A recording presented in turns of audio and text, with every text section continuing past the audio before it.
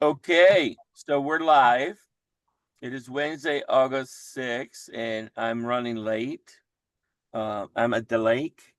I've been doing some boating, and so sorry for being late. Our guest today, for some reason, didn't cancel with us, but we cannot get a hold of him. So we are going to have an extemporaneous discussion about what's happening, and there's a lot happening. But before we get started, let's have John Sibley Butler play some music. I wish a buck was still silver. It was back when the country was strong.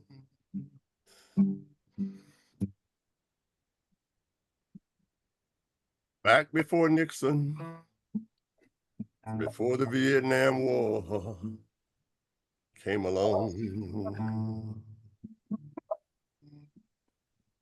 Before the Beatles and yesterday, when a man could still work and still would. The best of the good life behind now. And all the good times really over for good. I wish Coke was still cola and a joint was a bad place to be. And I was back before Nixon lied to us all on TV. Before microwave ovens, when a girl could still cook and still would. The best of the good life behind us now. Now the good times really over for good. And are we rolling downhill like a snowball headed for hell? With no kind of respect for the flag, a Liberty Bell. I wish a Ford and a Chevy still last 10 years like it should. It's the best of the good life behind us now. Now the good times really over for good. Woo! Nice. That was Never heard inspired that by one before. one of Llewellyn King's essays, by the way. So, gentlemen, it's just the three of us, and I cannot stop thinking about all the things that are happening, and I'm sure you have a lot in your mind. So I'm gonna switch it up, John. I'm gonna let Llewellyn go first. Okay, that's fine. Llewellyn, what's going on in the world? Well, such an honor going in front of John. I'm not sure I'm up to it. I'll give it a try. The world is in a rather precarious situation because nobody's quite sure what Trump is doing or whether he can pull it off. This is the week when the tariffs start seriously on Friday, and that is going to be quite seminal, whether things go back to normal or if we continue to have trade with those countries that we've had substantial trade with heretofore. There'll be a difficult time in Canada and a difficult time in Mexico, but now Trump has turned on Russia. For a while it was his darling, but now he's like a woman scorned. He's found that he cannot marshal support from Putin, and now he's very hostile to Putin. And oddly, it is India that gets the punishment because India buys oil from Russia. This is a very complicated world situation, which I think that Trump has underestimated its complexity, its interdependencies, its geopolitical consequences, and there's something profoundly simplistic about his approach to it. We also have various oddities because the reason for the tariffs is theoretically because countries rip us off. I don't believe that to be true at all.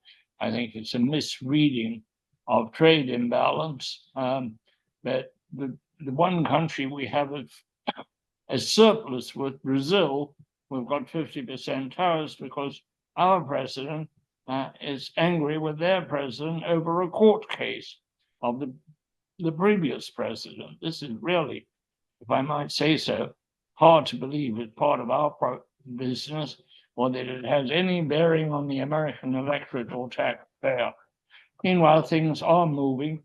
I find the electric world extraordinary because suddenly the presence of the large data centers is being felt throughout the electric utility industry, so much so that I've called a special virtual press briefing for Wednesday the 20th, when we're going to examine the structural changes that the data centers are bringing in the electric world. For example, if they favor a lot of nuclear, if they favor a lot of storage, batteries are becoming hugely important. They're beginning to change the structure and the shape. If they come in behind the meter, that is a very serious change in the way electric utilities have operated heretofore. They are very big, they are very rich, and they have an enormous need for power. Batteries are really accelerating at a great speed, largely because of the impact of renewables, but also because data centers themselves all have batteries because they have to run 24/7 no matter what. And some of the major battery deployments are not in utilities at all. They're in data centers. That I find a very interesting development.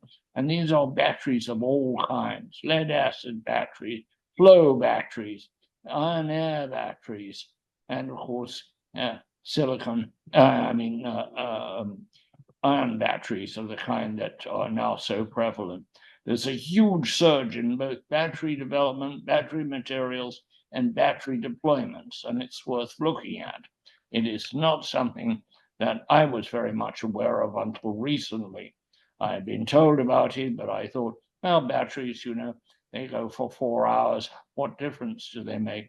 Well, they make a huge difference. And both the president of ERCOT and the president of Carvallo, the equivalent of ERCOT in California, have told me that they only got through the winter of 23-24 without blackouts because of the role of batteries on their systems.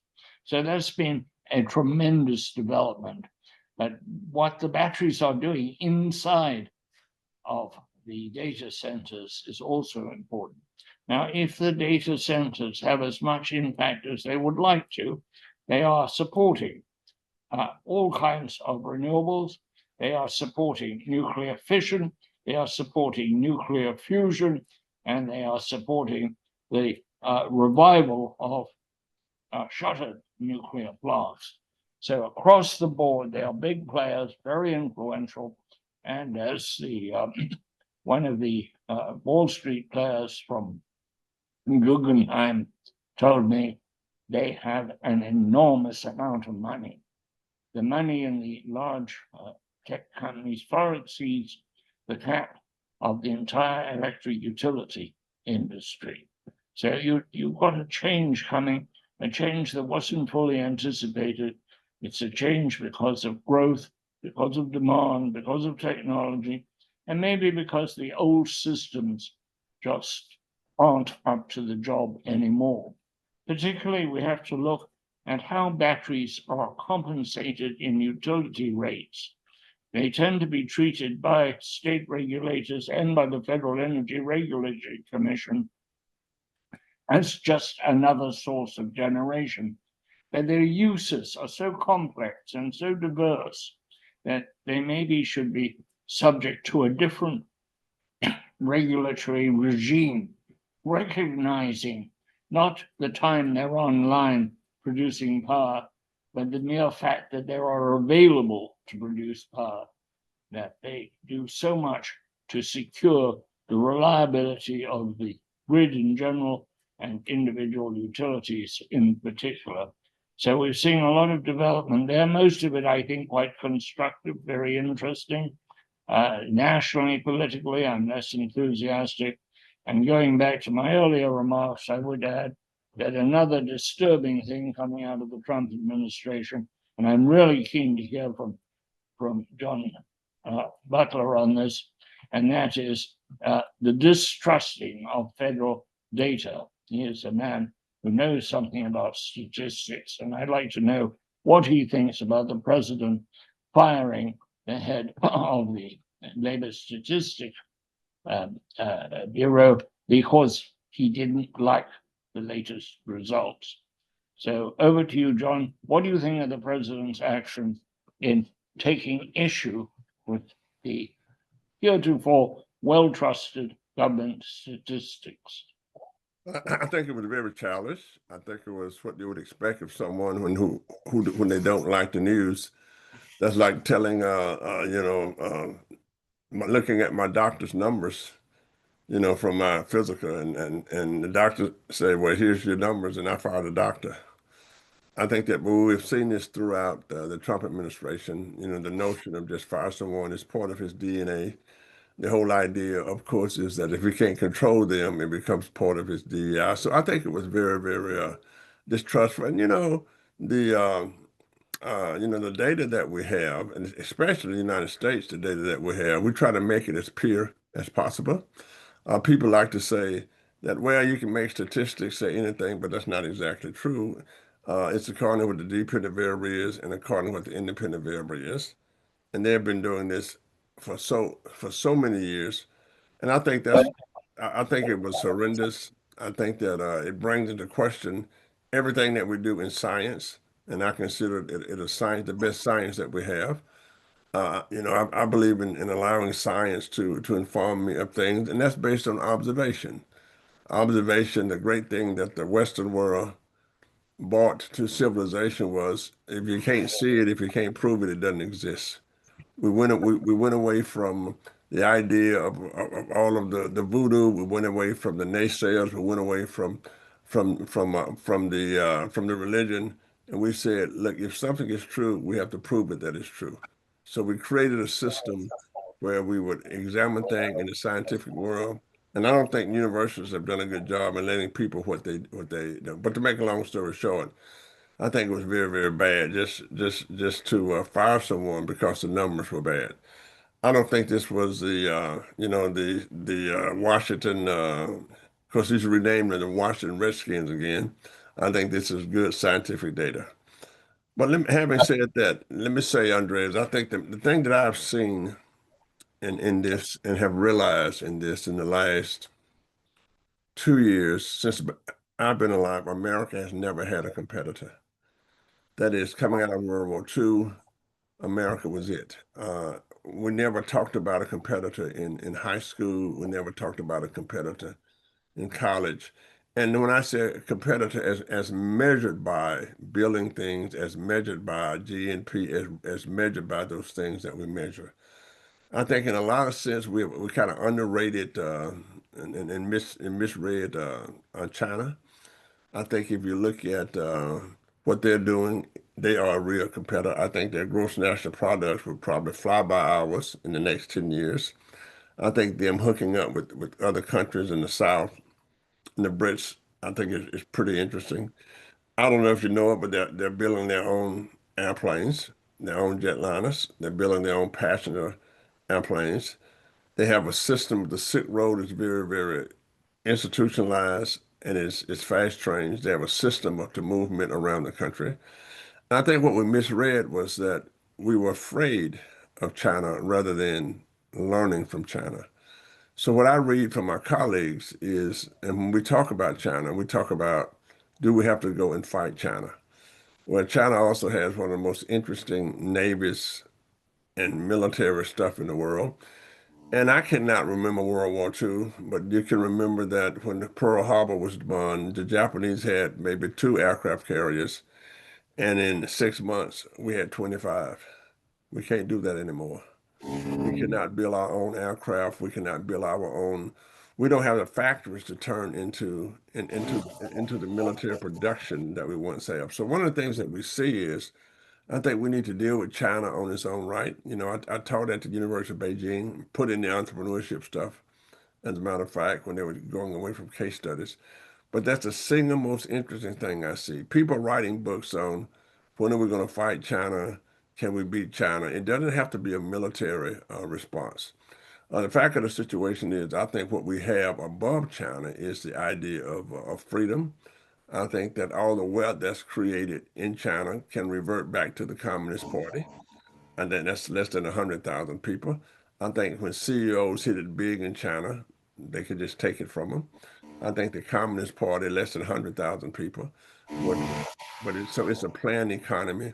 But the Chinese have always been just a struggling entrepreneur, let's get it done, development kind of people. So I'm keeping an eye on that. The other thing is that the Texas Democrats from my home city of Austin, Texas, flew the coop because of the redistricting that was requested by the president. And my contention has always been, I want to go make some money. They said, "Are you going to vote?" I said, "Well, I will have a contract for the Democratic and Republican conventions to provide all the cokes and the beer and everything." But we're back there, and I think that was done sometime back. What's interesting to me, of course, is that not long ago, all Republicans in Texas, the white Republicans, they were Democrats. Of course, the president was a Democrat all the time.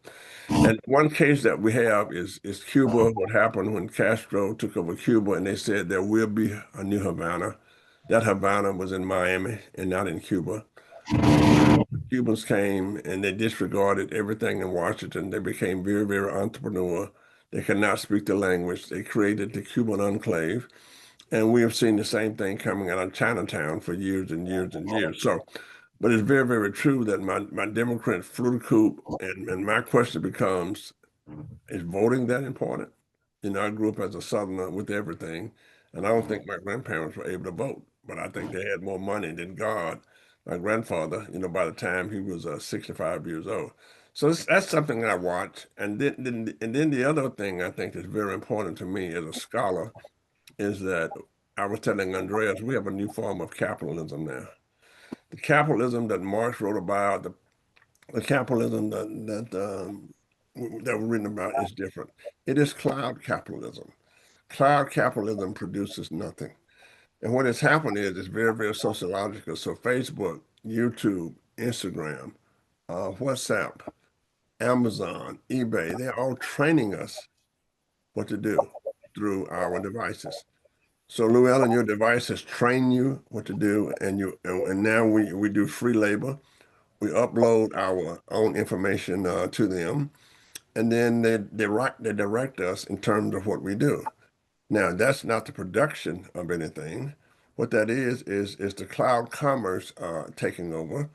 There's no products involved. And what Amazon has done is to aggregate everything, put you on a cloud, and make sure that you have, what you need to go through life. And because no production is involved there, I think it's it's a kind. Adam Smith would not recognize this kind of capitalism, because the interesting thing is the platforms are training us of what to do. And I always like to say people must learn, act, and think like a free person. But when you look at the platforms and how Apple and YouTube and the way it is developing, they are determining exactly what's going on. So I think we have a new form of a platform capitalism. I think it's more like the surf of early Europe than the capitalism we had 40 years ago in America. That is, we become serfs to the platforms, and more importantly, when you look at the debt, it's what I call high tech sharecropping. It's very, very hard, difficult to get away from things. When you have when you have a credit card and you're paying 60%, 14% or 16% interest, it's the same thing. It's the same thing as being a sharecropper where you can never get away. What you do is you sharecrop the land, and then the owner of the land said, well, you ate in the store and you still ate something, and therefore, you have to really, really, really stay to pay that off, and it becomes over and over. So I think we're in a form of high tech sharecropping. I don't think people know it, and I think lastly, I think what's happening is that the entrepreneur spirit is off the scale, and we have taken to this new cloud capitalism. When I say new cloud capitalism, I mean it's almost as bad as the dot-com era when we said, go to work.com, let's go eat.com, and everybody wanted to be a part of it. But here's the difference. With AI can not only say, I recommend this, but it's not thinking now. The algorithms search for different kinds of things. So let me just tell you what I mean. So when we told computers what to do in the early days, so we had Watson, right? That was the early form of AI, right? But what Watson had to do, Watson had to take all the information, transfer it to a server, and bring it back before the chess move was made. We have AI agents now that can go out to the service, collect the data, and make the decision like that. So let's not poo-poo AI. The AI agents are very, very real. This is a different kind of world. But in terms of, what I study is capitalism. And I think we had the greatest form of a market economist. I haven't seen anywhere uh, where this is a better form where the individual is rewarded for their capabilities. When the DEI came in, they wanted to do outcomes, but you can't do outcomes. You cannot guarantee outcomes. I've seen that before. That is called Marxism. You cannot do that. Marx asked all the right questions but gave all the wrong answers. And I think all the data has proved him wrong. So where we are now is that as we think about creating new companies, creating new businesses, you got to realize that your car would just be a rolling iPad. You got to realize that your house would be just an iPad that's standing still, because the data themselves are might be just as important as the product. So with all of this predictability that we have with the AI, and remember with the neural networks, it can make choices itself. This is the first time in the history of peoplekind where we have a machine learning, that Let is me attempting to learn not only by itself, but also make other decisions based on the information that they already have. So if it's an let AI, me is that a book or not? That's a loaded let me chime equation. in. Huh? Let me chime in, Johnny. Let me Yeah, and chime then in. and then I think that's kind of where we are. Thank you. Let me chime in, Johnny, to help the whole thing. So, if we don't think the AI is for real, It I'll is give for you this. real. Let me give you this data point. Open AI current valuation as a private entity is $500 billion. And going stronger. But Now, they may not be able to go public until they hit 1 trillion in valuation. Okay. It's like well, and I they think just signed they just signed a massive deal with the federal government, and they're behind, Microsoft, Apple, and Amazon so far, right? Musk is building his own thing. Meta has his own thing. But here's the other thing that is happening, Johnny. You guys were talking about China. So there's a we have Tesla, right? And Elon is, super genius, what have you. So Tesla takes 90 minutes to make a Model 3 and 2.5 hours to make a Model Y. Now there is a Chinese company called Xiaomi, and guess how long they take to make any of their cars? 5 minutes. 77 seconds. I think, and that's what I'm saying. When I was there as a professor, and I have former students who are CEOs in China. who are Chinese. But when I was there, what was amazing about me, I mean, about looking at that, was the ingenuity of the people. That is, I taught in Japan for 14 summers, and to me, China was more like New York in the 1880s. Everybody was trying to do something. So I think not only is AI real, I think it is getting better. But remember, as it gets better, it depends on the uploads that you and I do every day. And this is why I think it is a sociological, social psychology phenomena. You know, what economics have done is a science, quote unquote, is to try to take the human element out, and especially finance and economics. You know, if you look at pure economics, the way I learned it, equilibrium economics, there was no room for profit. There was no profit messed up the equations. And with all the economists, with the exception of one guy, Schumpeter, he said profit is not a profit in the accounting sense. Profit is what you need to compete in the future. Marx had said it was stolen from the workers, and Schumpeter said, no, that's not true. It's something that you need. So not only is it real, but the question is this: it's just like the tariffs we have in America, which is really just another tax, it's another tax on me. But the American bank is getting loaded now. Is America going to take that money and redistribute it to all Americans? Are they going to put it on health care? Are they going to put it on all kind of care? They should. I mean, that's what I'm saying. So I think this country is wealthy enough. I say this, I believe in veterans, right? And I believe in the elderly, right? I think this country is wealthy enough to take care of veterans and the elderly. That's what I think.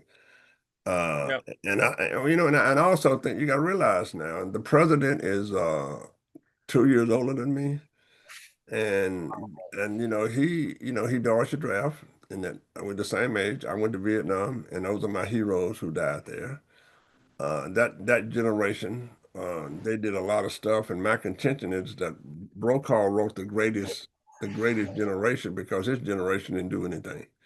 Zero, nano, right? There's a great book by Tom Brokaw called The Greatest Generation. Well, he looked at that generation because his generation do anything but spit on the American flag. And in my opinion, and that's my generation, by the way, and I think we lost the war in Vietnam because of the of that age category in the Congress. I mean, we went to a real war. I mean, we might have to, take out North Vietnam, but we certainly would have won it. They would stop us when we got to a certain point of view. So Right. I'm aware of all of that. I'm aware that we are now So, in the leadership, and the president said, bless his heart, that he didn't go to Vietnam because he had a bad leg, but he played golf. Oh wow. let me ask Llewellyn, let's play a game. Let's pretend that you are, the prime minister of the world. What are the next moves that need to happen? How do we get back on track? I'd like to comment very quickly on what Johnny said, and I thought it was close to brilliant. His early remarks analyzing the situation, I thought they were extraordinarily perspicacious, and it's not often I agree with Johnny, but today I thought he was really right on the mark and indeed wise beyond his years, which we have now learned his years because he told us. I don't know why he won. Maybe he thinks he'll get some sympathy. I think it's my new haircut. I think certainly it seems to have loosened up something under the hair because I agree with everything you said, and I thought you said it very well. I'm not sure what you do because there is nobody. I think Johnny laid it out.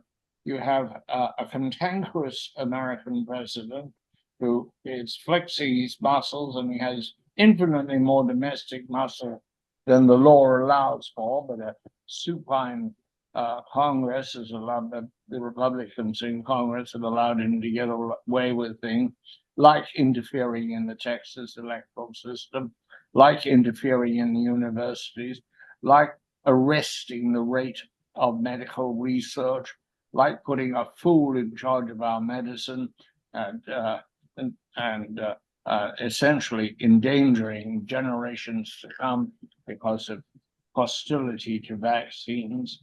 So you have a world somewhat disturbed and frightened and uncertain of the American president, but at the same time, you have a world that is emerging, that realizes that it can do without America, that there's another, as Johnny so correctly said, there's another player, and that's China, talented, very successful to this point in time.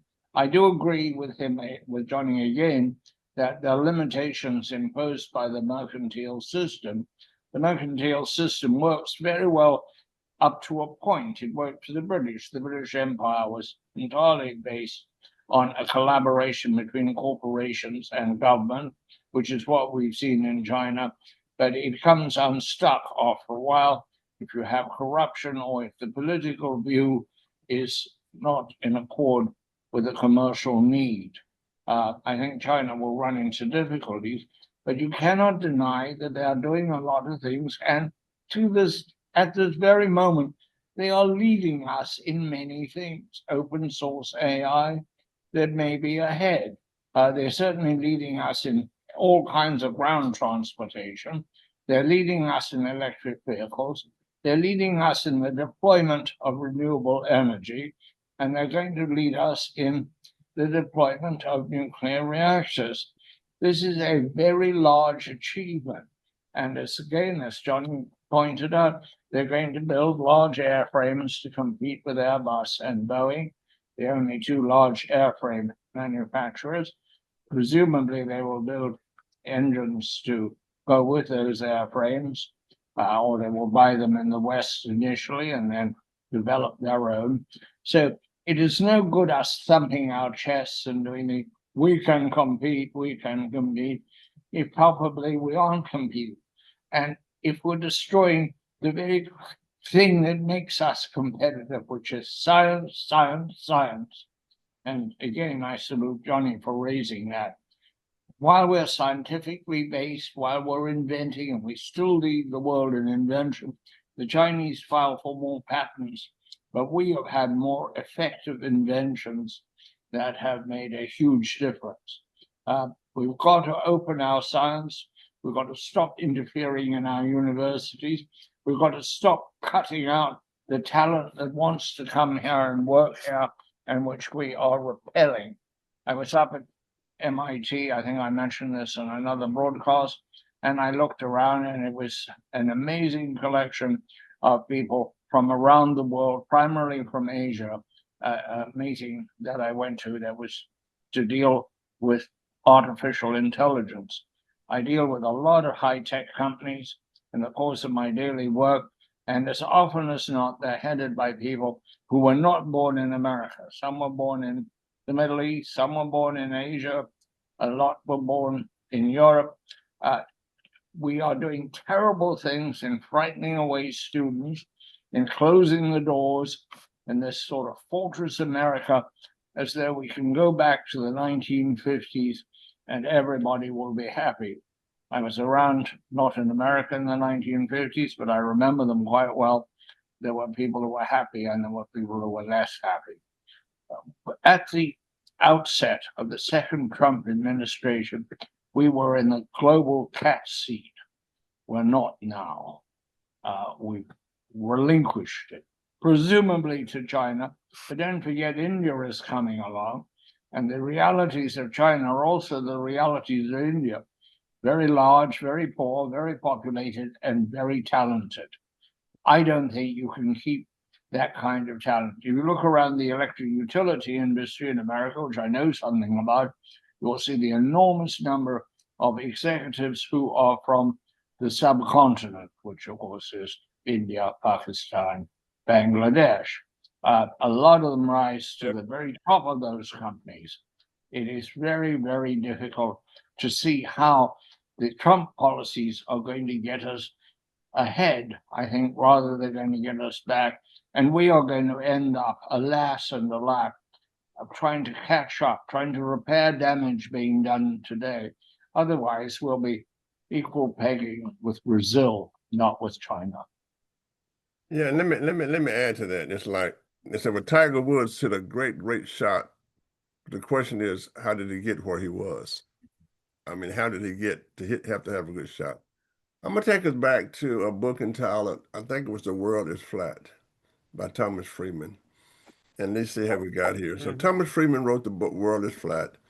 And his argument was that America would outsource to the world. There's no, geography is over. And our enterprises would outsource to the world, to China and to India for the most part. And they would share our IP. And no longer will we be in the production business. And it was a very, very popular book among scholars. It's like a brief history of the 21st century. I use it in my class, as a matter of fact. So it's often to point out that our boards and our companies did it to ourselves, right? That is, when if you wanted to go to China and start a company, you had to share the IP. If you want to work in China, you had to share the IP. And everybody accepted that the world is flat, and nobody in America, no scholar, nobody, no politician said no, we shouldn't do that. We just didn't say that. So now that the world is flat and we had laid everything out, the question is how do we get back to when the world was not flat? Well, certainly you cannot do it in one week, right? I don't think you can get that. The idea of the world was flat was also echoed, or I think contemporaneously, by Norman McRae, a very forceful player in international thinking, who was Yes. deputy editor of The Economist. And I remember towards the end of his life, he and I were close friends, and he called me up and he said, Llewellyn, I can't find an ironmonger in London to fix my skillet. I said, go and buy a new skillet. You can afford a new skillet. You don't have to buy a new. He said, no, it just needs a little repair. I said, Norman, you said all that sort of work should be done in India and Pakistan, Yes. not in London. He said, I did. I said, yes, Norman, you did. Yes. And You're it's right. come to Nobody said pass. anything, and it was all And, about supply chains. Everybody and, talked about the and supply chains, we and had we a knew pretty it was good leaving America. system going here. We're at the lowest entry. We've got our undesirable jobs people don't want to do, um, Yep. which unfortunately include farming, but at least the harvesting on farms uh, and the hospitality industry. The idea that we can contain all the manufacturing we need domestically, I don't think is viable. I don't think it's going to work. If we pick a fight with China, the manufacturing doesn't come immediately back to the US. Nobody wants to build phones I there. agree. It goes to Indonesia, which is the next emerging country, along with India. I've been a fan and interested in India all the days of my life. I grew up among Indians in Africa, uh, and there were a lot of them. My father worked for them.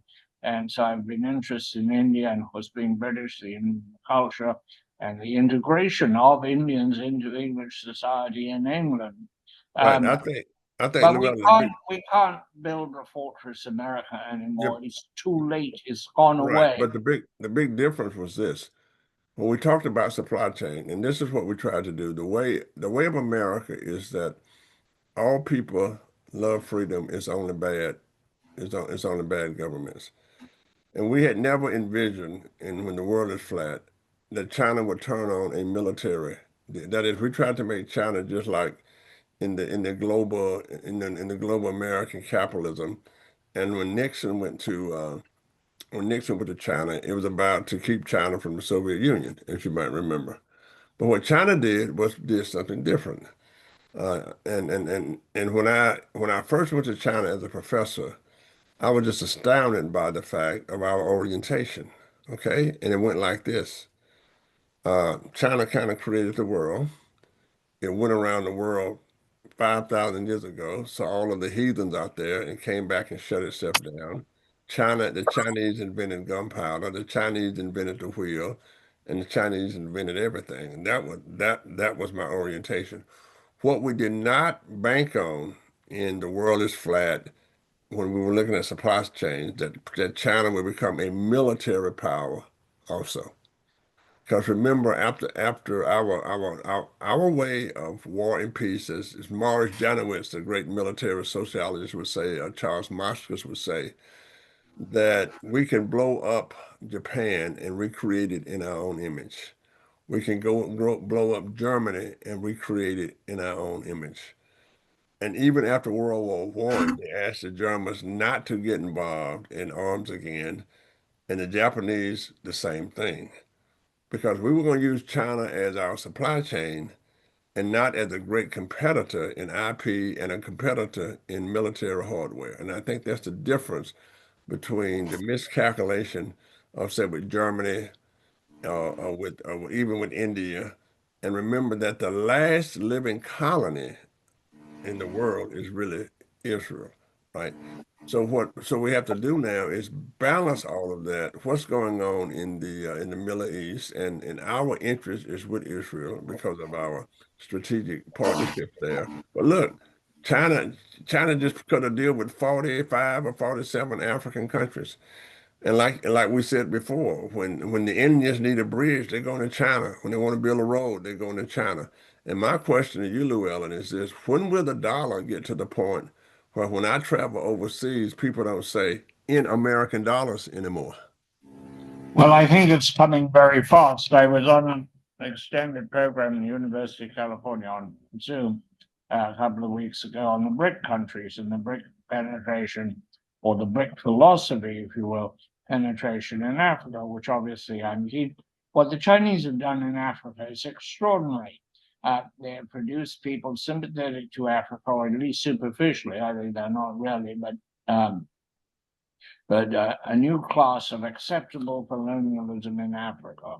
And they're building bridges. They repaired the Great Kariba Dam, which I'm interested in because I was there when I was a young reporter. What we didn't allow for, A, was militarization of China, and B, that there would be this strange friction. You can contemplate what it is. We have friction with China, and yet we're dependent on China for the supply of a lot of things, including rare earths. They are dependent on us for the sale of a lot of goods. So we're going to have an easier Chinese-US trading relationship when they are our ostensible competitor and possible enemy. This doesn't make a lot of sense. I think in a very short time, there will be a great difficulty when China takes over Taiwan, which it will do. I think there's an inevitability about that. And I don't think we'll go to war over Taiwan. I don't think that Americans feel deeply about it. We don't know what the president thinks, or he thinks today, which is often different from what he thought yesterday or may think tomorrow. Yes. It is a very precarious time with China, and yet it's not hopeless. We have this interdependence. It shouldn't be hopeless. And over the last several programs, I salute you, John, for pointing out that China shouldn't be regarded as an enemy. I don't think it should be regarded as an enemy. We have a disagreement. I think they are authoritarian. I think the central government is way too powerful and they pay a price for it. I think they paid a terrible price when they fooled around with their statistics, and it took them 5 years to produce some numbers the world believed, and also some numbers they could believe. When they encouraged everybody in every region to lie about their productivity, they got terribly out of kilter, and they paid a high price for it. But China learns, which is something we hadn't allowed for. They tend to learn. I don't think we're going to see an immediate slackening of the central control, which in the end may be what costs China. I'm reminded, you like to quote people, Johnny. I'm reminded what H.G. Wells, who was a socialist, said about socialism and capitalism, and he was wrong. He was dead wrong. He said, socialism will triumph because socialism is a system and capitalism is not. Thinking of laissez-faire capitalism and everybody having a go whenever they want. In fact, he was wrong. It is the very openness of capitalism that caused it to triumph. And if you look back to that book by Tom Friedman, which was very seminal in a sense, simultaneously there was another book called Commanding Heights, which suggested I thought interestingly that capitalism and democracy were inextricably entwined. And it turns out it was written by Dan Llewellyn, who I incidentally have known for many years. Mhm. I think he turned out to be wrong. I don't think capitalism and democracy were as closely entwined as Dan thought. But if you really want to prosper, you better have a democracy, because otherwise you will have injustice, you will have rigidities, and rigidity is a terrible enemy of both capitalism and individual freedom. You can't have a closed system. I like to point to what happened in Cuba, and I also like to point to what happened in Atlanta. I think it was once you got out of that closed Newtonian system and opened everything. Who would know what happened in Utah? Who would know, for example, that when the Mormons were driven from New York to the wasteland of Utah, that they would create one of the great capitalist cities in America, and one of the great universities, BYU. And a capitalist culture. And a capitalist culture. Who knew that when the Cubans came to Miami, when Miami was a deteriorating city in the 60s, and it was the Cubans who really, really redefined the city, put capitalism back inside of it. And by the way, the most capitalist city in the South now is Atlanta, which of course, if Mormon, if one is for the if the Mormons did well in Utah, Black Southerners did great in Atlanta. I mean, every time I go to Atlanta, I'm saying to myself, "Oh my gosh, I'm back to my high school years of racial segregation, but everything is outstanding." So I think that when you gotta get out of that thing about what capitalism does.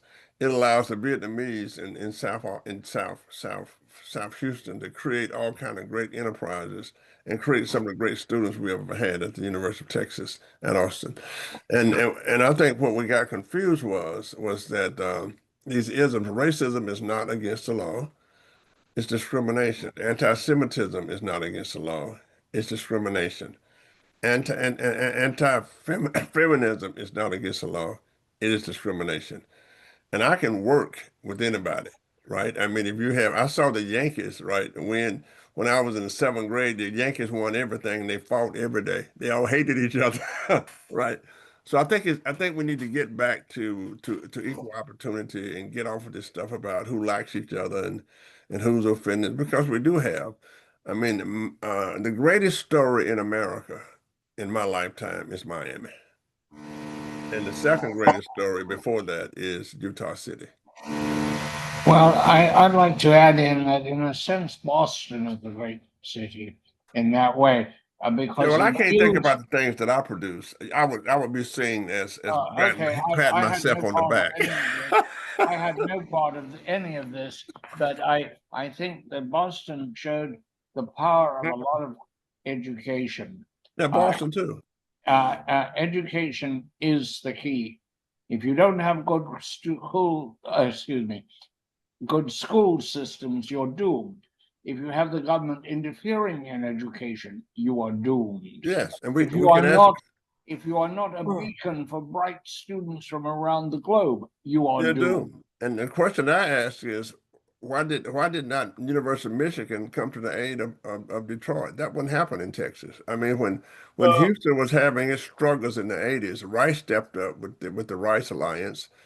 And Dallas was already corporate, and Austin was all education. Now Austin's one of the great cities of the world, and you got to ask, Boston was just a northern city that could have gone the wasteland like Detroit and Cleveland, but no, Boston came through and they switched all of that manufacturing to high tech. And by the same But token, if but you look but at the Detroit did not do that. The University of Michigan did not do that, and that's education. You're right. when you look at parts of the country, I've always been interested in West Virginia. I used to like to drive there from Washington. I used to have an aeroplane I owned serviced over there. But successive governments have tried to help West Virginia, try to make it more competitive, but lacking a powerful university system and a first-class educational system, people don't have the aspiration to do better. You have to And- see it. You have to And see it, it. and it is damned by a single commodity, coal. Right. And And if it you look at cannot, yeah. I've talked to several governors, one in particular, I forget his name, and we both agreed that the curse of West Virginia was its commodity, Absolutely. was coal. And what the commodity you need is learning translated into science and Right. entrepreneurship. As I said, BYU created Utah, and Spelman and Morehouse, now the University of Georgia, and Tuskegee created Atlanta. Johnny, I think, Andres, you should gold plate this session because incredibly, unbelievably, after all these years, Johnny and I are absolutely entwined in our agreement. Okay, don't push it now. Don't push it. No. No, but what I'm saying is, when I look at cities, and I studied what we did in Austin, it was the University of Texas. And I go back in Atlanta, look at Atlanta, it was Morehouse, it was Spelman, and it was Tuskegee. Tuskegee was doing what Stanford was doing in the 1890s with Booker T. Washington and George Washington Carver, creating more wealth around the peanut. And they also did all the paint for Ford Motor Company. So we have to have a change. We got to get the can-do spirit in America back. And I think we can look at what happened to Cubans in Miami as a model. I think we can look at what happened to the Mormons as a model, right? Here's the people that they burn them out from right, from New York, and they're trying to get all all their churches back now. But what I'm saying is, you're exactly right. Capitalism can take many forms, and you're not caught into a system like socialism is. And Marx was just wrong. He was just wrong. That's the way. I agree. This has been a phenomenal conversation, I think, because you and I agree, but also Well, let because me we've looked at some things that we don't normally have the time to look at. And Right. sorry, let me close with the following, which is, what about trade school? If I become an electrician in trade school and I make 100 grand, my trade school is 2 years.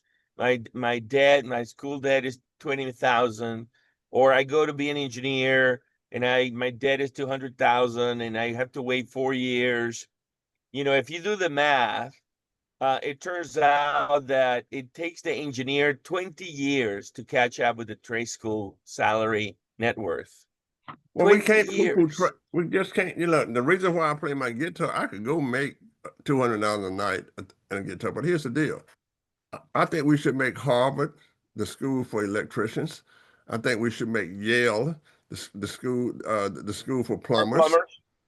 Because see, what happens is that the trade has always been very, very interesting. Even my high school had trades in it. We went away from trades, Mhm. right? And you're right. I could have made more money. I mean, I was messing around with Motown and going to, hey, I could have made a whole lot of money, playing my guitar or starved to death one. But nobody could ever. And let me tell you something. AI is more trade school than it is law school. That's what you Right. need. AI is more Yeah. trade the school other thing we have to do, Andres, is we have to than trade. So you better change. learn both. You better We, learn both. There's nothing wrong with me being a professor, and also I think I can go out and play, and Willie Nelson. I can go with Willie And, Nelson. and, and, by, and by the way, AI and the data centers and the EVs are That's trade going school to stuff. create a bonanza of blue collar workers. That's That's right. correct. I have to go. I've got a hard stop. I've got a call coming in. Thank you. It's been a great day. And Johnny, I don't agree with you actually about anything. This was a little holiday we took. Cheers. Down at the stars on the 4th of July, wishing we were rockets bursting into the sky, talking about redemption and leaving things behind. As the sun sank west of the Mendocino County line, and I have these pictures, and I keep these photographs to remind me of a time. And these pictures and these photographs let me know that I'm doing fine. And I used to make you happy once upon a time. but the sun sank west of the Mendocino county line. Woo! All right. Okay. Hey, Go ahead, Johnny. Andreas. Good discussion. Thank you. Absolutely outstanding. Thank you, guys. All righty. Bye-bye.